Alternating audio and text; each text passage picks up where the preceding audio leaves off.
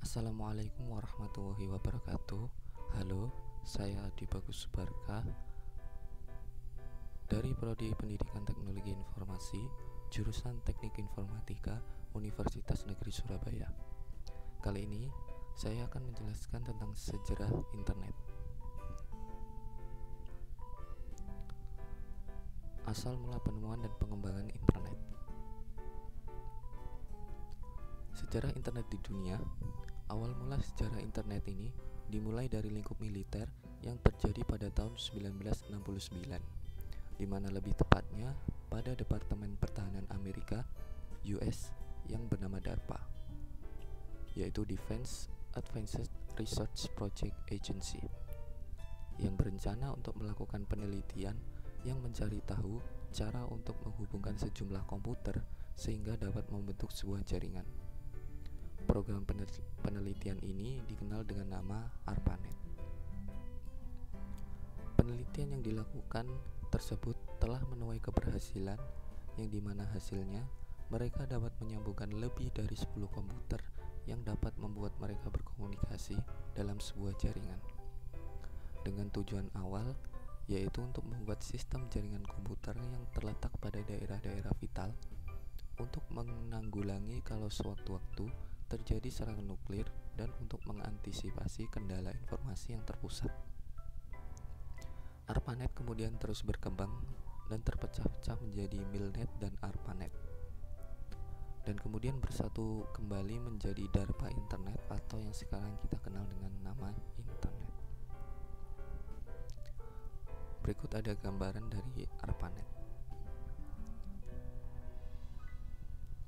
Kemudian sejarah internet mulai masuk ke Indonesia terjadi pada tahun sekitar 1990-an, yang dimana pada awal mula internet masuk Indonesia dikenal sebagai Paguyuban Network, yang kemudian terus berkembang dan melahirkan tokoh-tokoh legendaris internet yang tercatat sekitar tahun 1992 hingga 1994.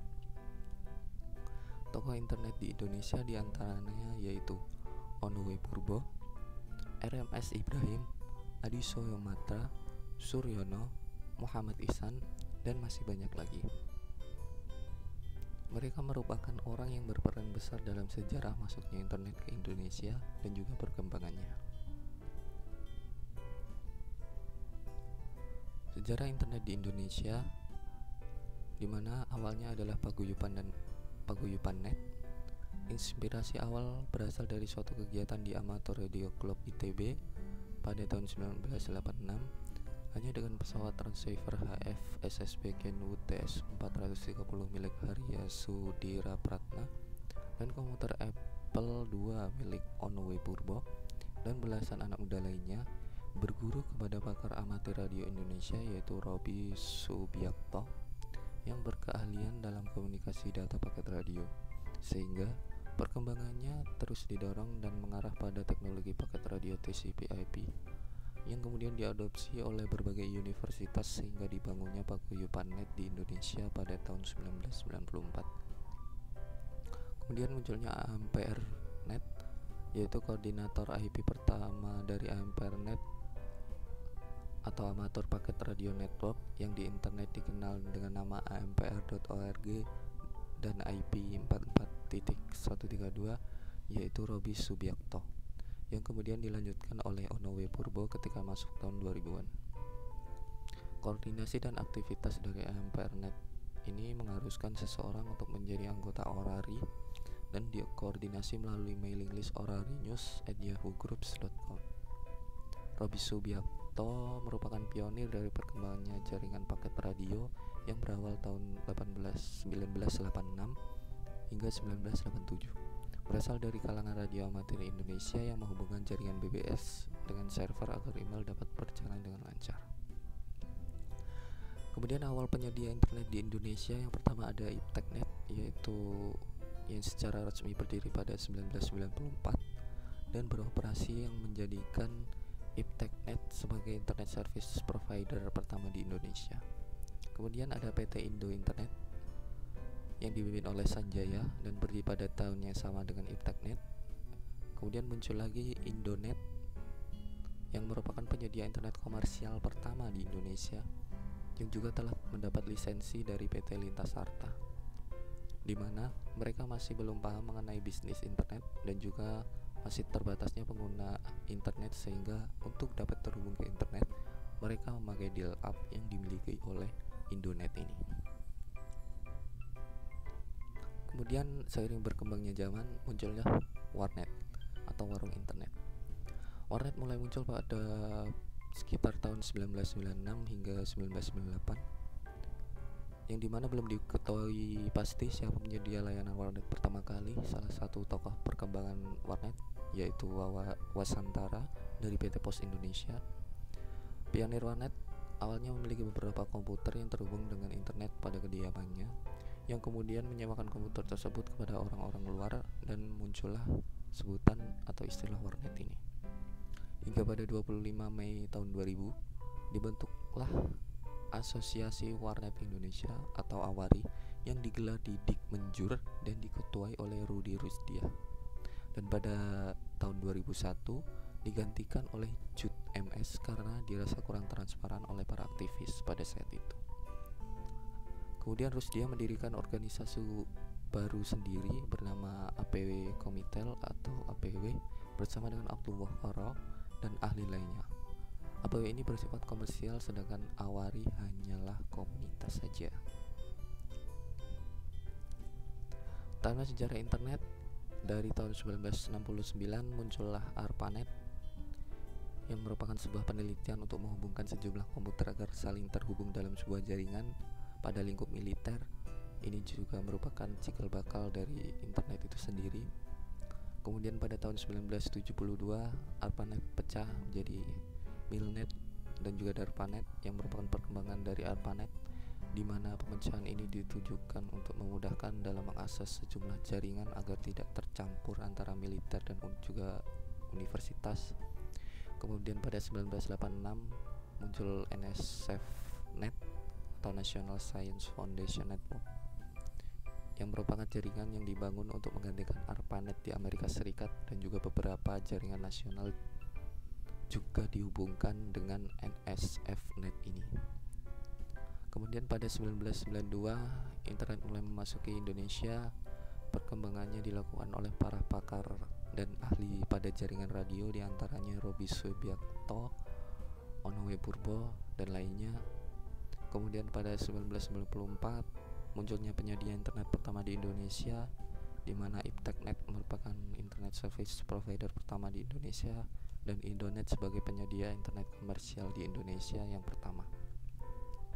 Kemudian pada 1996 muncullah dan populer warung internet atau warnet, di mana awalnya para pionir punya sejumlah komputer yang terhubung ke internet pada kediamannya dan kemudian menyewakannya kepada orang-orang luar, sehingga muncullah sebutan warnet ini. Internet pada aplikasi, di mana diantaranya ada file transfer protokol atau FTP, merupakan cara yang lebih mudah dalam mentransfer suatu file atau arsip data dari server internet ke komputer ataupun sebaliknya.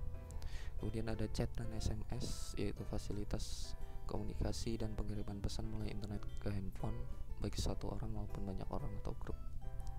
Kemudian ada WAP, Wireless Application Protocol, yang merupakan pengaksesan internet melalui handphone dan hanya sebatas untuk website tertentu. Kemudian VoIP, yaitu Voice over Internet Protocol, merupakan suatu fasilitas penggunaan telepon namun melalui jaringan internet. Teknologi ini merupakan penggabungan antara suara dan juga data. Kemudian teleconference, yaitu teknologi yang menggabungkan antara suara, data, dan juga gambar, sehingga pengguna dapat bertatap muka meski terpisah jarak dan waktu.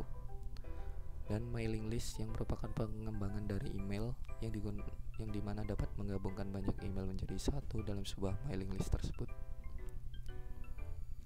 Internet pada saat ini sudah mengalami kemajuan yang sangat pesat, tak terlebih dengan pesatnya kebutuhan untuk memenuhi tujuan setiap industri maupun individu. Internet menjadi kebutuhan utama saat ini sebagai sarana komunikasi, akses informasi, pengetahuan, hiburan, dan sebagai konektivitas secara jarak jauh. Jaringan yang sangat luas menjadikan internet dapat terhubung dengan media digital seluruh Indonesia. Perkembangan internet menjadikan perubahan besar bagi dunia. Dari semula internet hanya digunakan untuk kepentingan militer dan jangkauannya tidaklah luas, namun pada era tahun 2000-an ke atas ini, internet perkembangan pesat, apalagi disertai dengan pemikiran dan teknologi yang kian kritis dan juga canggih. Sehingga kini internet dapat digunakan oleh semua orang, baik individu maupun kelompok, dengan jangkauan yang sangat luas, yaitu seluruh dunia, dan kita bisa tersambung dengan internet dimanapun dan kapanpun. Dampak dan manfaat internet, di mana semakin berkembangnya internet tentunya menimbulkan dampak yang bisa dibilang merupakan dapat merubah kehidupan. Dengan internet saat ini, kehidupan manusia mulai berubah. Manusia menjadikan internet saat ini sebagai kebutuhan yang harus ada dalam kehidupannya. Internet saat ini menjadikan kehidupan manusia menjadi lebih mudah, namun juga internet saat ini bisa digunakan secara bebas, sehingga penggunaannya tidak bisa dipungkiri atau dikontrol, dapat dilakukan untuk hal yang positif ataukah negatif. Manfaat internet diantaranya yang pertama ada internet merupakan sarana komunikasi yang murah dan memudahkan pengguna. Yang kedua, dalam kita mengakses internet terdapat sumber informasi yang sangat luas. Yang ketiga, informasi yang ada di dalam internet berstatus bebas dan tanpa batas. Kemudian yang keempat, jangkauan komunikasi dan informasi sangat luas dan tanpa batas. Yang kelima adalah dapat membuka berbagai usaha baru dengan mengandalkan internet sebagai media utamanya. Dan masih banyak lagi manfaat internet saat ini. Baik, itu saja yang dapat saya sampaikan mengenai sejarah internet. Kurang lebihnya saya mohon maaf. Saya tutup. Terima kasih telah menonton video ini. Wassalamualaikum warahmatullahi wabarakatuh.